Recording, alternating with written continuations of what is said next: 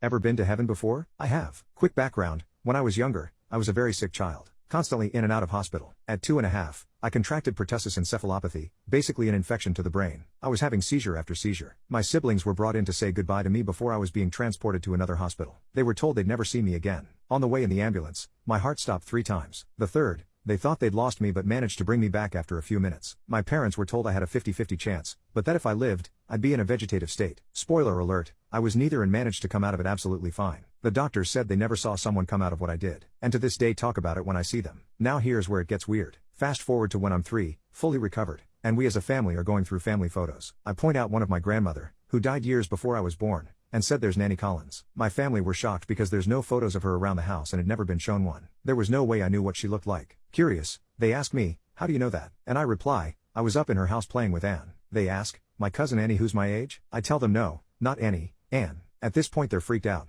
My cousin Annie is named after her aunt and who died when she was a year and a half. There is no way I knew about this because she died 30 years before this incident. Then I said the thing that struck them most. I tell them I was playing with Anne and her toys but Nanny Collins told me I had to go home to Mummy and Daddy, that I wasn't ready to stay here yet. I truly believe I died, went to whatever kind of afterlife there is, but my grandmother saved me. It explains how I came out of what I did when my chances were literally death or living dead. For a few years after this I still spoke of my Nanny Collins and told my family that whenever I was sad she would come and cheer me up. I would go to her grave and talk to her like we were having conversations. Then one day, I told them that she said I didn't need her anymore, and after that day I never spoke of her again. I truly believe my nanny was there for me through my tough childhood years. I sadly don't remember these things because I suspect she stopped showing to me when I was old enough to remember. I wish I did remember, but all my family members do. Even my aunts and uncles talk about this and how I spoke about her all the time. Nanny Collins, thank you for saving my life.